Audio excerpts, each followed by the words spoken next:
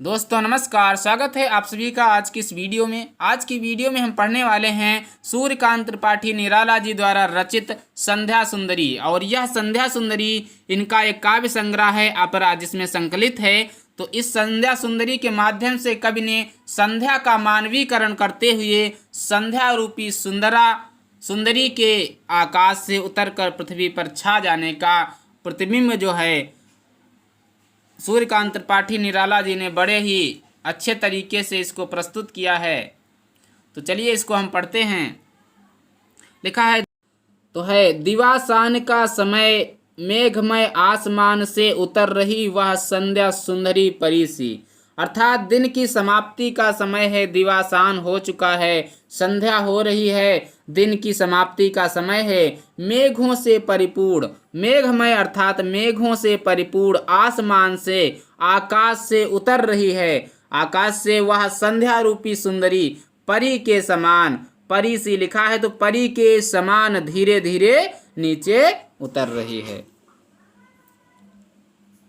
इसके बाद आगे है, धीरे धीरे, वह धीरे धीरे जो है आकाश से नीचे पृथ्वी की ओर उतरती आ रही है। यह अपने आंचल से, क्या है, तिमिरांचल में चंचलता का नहीं कहीं आभास, मधुर मधुर हैं दोनों उसके अधर। तिमिरांचल मीन्स होता है अंधकार का आंचल।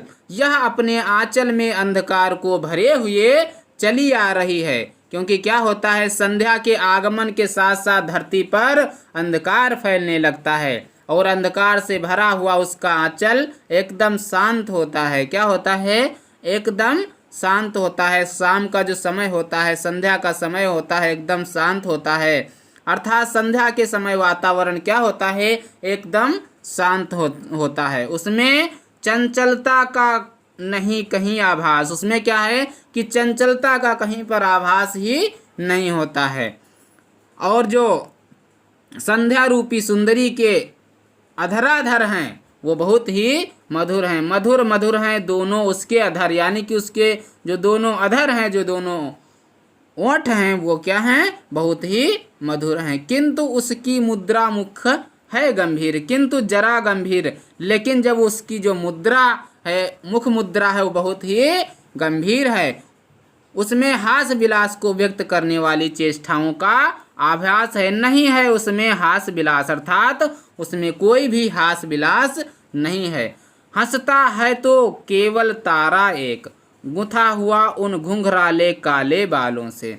फिर क्या है, आगे कवि ने कहा है कि उसके घुंघराले काले बालों में गुंथा हुआ एकमात्र एक ही तारा हंस रहा है। क्या है कि हंसता है तो केवल एक तारा, अर्थात उनके घुंघराले काले बालों में एक तारा हंस रहा है, एक तारा जो है मुस्कुरा रहा है। हृदय राज की रानी का वह करता है अभिषेक, और वह तारा ऐसा प्रतीत होता है कि मानो अपने हृदय को राज्य की रानी का अभिषेक कर रहा है। हृदय राज अर्थात अपने हृदय को जो है वो राज रानी, मानो अपने हृदय की रानी का अभिषेक कर रहा हो। इसके बाद है, अलसता की शीलता किंतु कोमलता की वह कली, सखी नीरवता के कंधे पर डाले बाह। फिर आगे कवि कहता है, निराला जी कहते हैं कि वह संध्या सुंदरी आलस की लता के समान प्रतीत होती है। कैसी, अलसता अर्थात आलस की लता के समान, आलस की लता के समान प्रतीत होता है, किंतु कोमल की वह कली, फिर भी क्या है, फिर भी वह कोमलता की कली है। सखी नीरवता के कंधे पर डाले बाह, नीरवता मीन्स होता है मौन, और वह अपनी सखी नीरवता के कंधे पर बाह रखते हुए छाया के समान सूक्ष्म और अदृश्य रूप से आकाश मार्ग से उतरती चली आ रही है। छाहसी अंबर पथ से, अंबर पथ मीन्स आकाश रूपी मार्ग से, आकाश मार्ग से वह उतरते हुए चली आ रही है। नहीं बजती उसके हाथों में कोई वीणा। फिर आगे कब कहता है कि उसके हाथों में कोई वीणा नहीं बजती है। क्या है, उसके हाथों में कोई वीणा नहीं है और ना ही कोई वीणा बजती है। नहीं होता कोई अनुराग राग अलाप, अनुराग मीन्स होता है प्रेम, अनुराग मीन्स प्रेम, आलाप मीन्स होता है संगीत, और क्या है, ना ही प्रेम के संगीत का आलाप आलाप सुनाई पड़ता है। नुपुरों में भी झुनझुन झुनझुन नहीं, सिर्फ एक अव्यक्त शब्द सा चुप चुप चुप। और आगे कवि कहता है कि आकाश में संगीत का कोई भी आलाप नहीं सुनाई पड़ रहा है, उसके नुपुरों से भी रुंझुन ध्वनि सुनाई पड़ रही है। यानी कि जब वो चलती है तो उसके नुपुर अर्थात उसके घुंघरू से रुंझुन की आवाज आ रही है। सिर्फ एक अव्यक्त शब्द सा चुप चुप चुप, और धरती पर क्या है, सिर्फ एक ही शब्द सुनाई दे रहा है, चुप चुप चुप।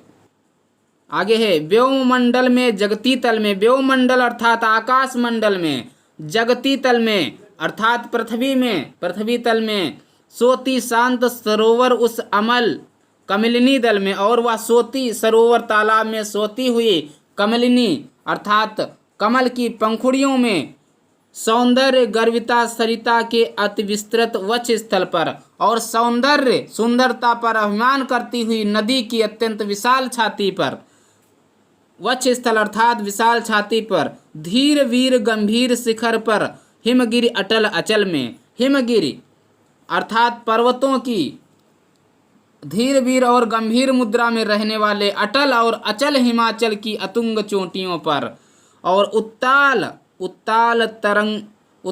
तरंगाघात प्रलय घन गर्जन जलधि प्रबल में, और प्रलय के समय भयंकर गर्जना करने वाले मेघों के समान गर्जना करने वाले, अत्यंत ऊंची लहरों से टकराने वाले, उद्वेलित समुद्र में, छित में, जल में, नभ में, अनिल अनल में, सिर्फ एक अव्यक्त शब्द सा चुप चुप है गूंज रहा। यानी कि पृथ्वी में, नभ में, आकाश में, वायु में तथा अग्नि में, सब जगह यही एक शब्द गूंज रहा है, चुप चुप चुप।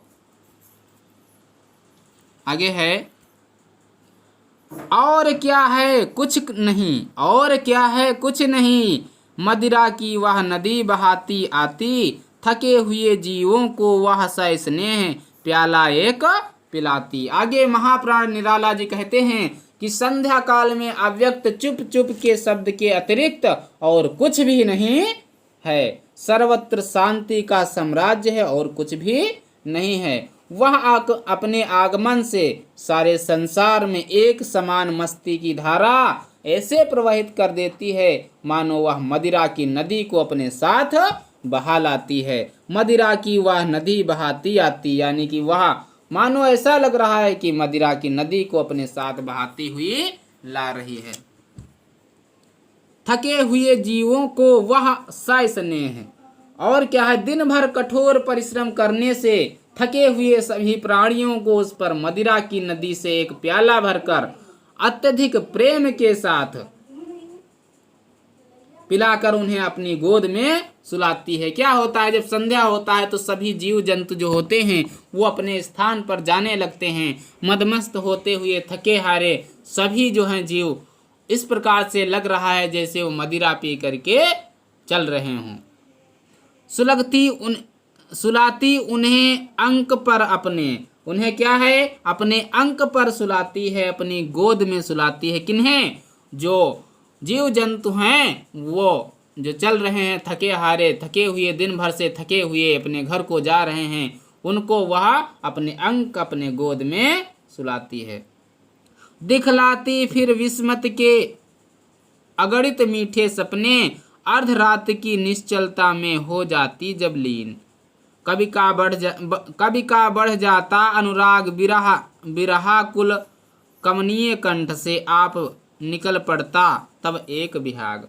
फिर क्या होता है, महाप्राण निराला जी कहते हैं कि कहने का आशय यही है कि जब भी दिन भर के कार्यों से थके हुए प्राणी संध्या के पश्चात छाने वाली रात्रि में क्या होती है, निद्रा में लीन होकर शांति का अनुभव करते हैं। अर्धरात्रि के आते आते दिखलाती वह विस्मृति अगणित सपने, अर्धरात्रि की निश्चलता में अर्थात अर्धरात आधी रात के आते आते जब प्राणी घोर निद्रा में मग्न हो जाते हैं तब वह रात्रि में परिवर्तित हो जाती है और संध्या प्राणियों को उनकी सभी दुख दर्द भुलाकर उन्हें अगणित प्रिय सपने दिखलाती है। अगणित जिनको गिना नहीं जा सकती है, उनकी विस्मृति से अनेक सपने दिखलाती है। कवि का बढ़ जाता अनुराग, इससे क्या होता है, उनकी वंचित कामनाओं और कल्पनाओं के अनुकूल होते हैं। ऐसे सपने दिखाती है वह रात्रि जो उनको अच्छे लगते हैं। इस प्रकार से संध्या स्वयं अपना अस्तित्व त्याग कर रात्रि की शांति में क्या है, लीन हो जाती है। तब रात्रि के शांत वातावरण को देखकर क्या है, कवि का बढ़ जाता अनुराग, कवि का जो अनुराग है, कवि के हृदय का जो प्रेम है वो तरंगित हो उठता है, अर्थात उसे अपने प्रिय की मधुर स्मृति सताने लगती है। बिरहाकुल कमनीय कंठ से आप निकल पड़ता तब एक विहाग। इस प्रकार विरह से व्याकुल उसके सुरम्य कंठ से स्वयं ही विहाग नामक विरह राग फूट पड़ता है। इसके बाद तो यह था सूर्यकांत त्रिपाठी निराला जी द्वारा रचित संध्या सुंदरी। आई होप आपको वीडियो बहुत पसंद आई होगी। अगर वीडियो पसंद आई है तो वीडियो को लाइक करें, चैनल को सब्सक्राइब करें और अपने दोस्तों के साथ इस वीडियो को शेयर करें। मिलते हैं अगले वीडियो में, तब तक के लिए जय हिंद, नमस्कार।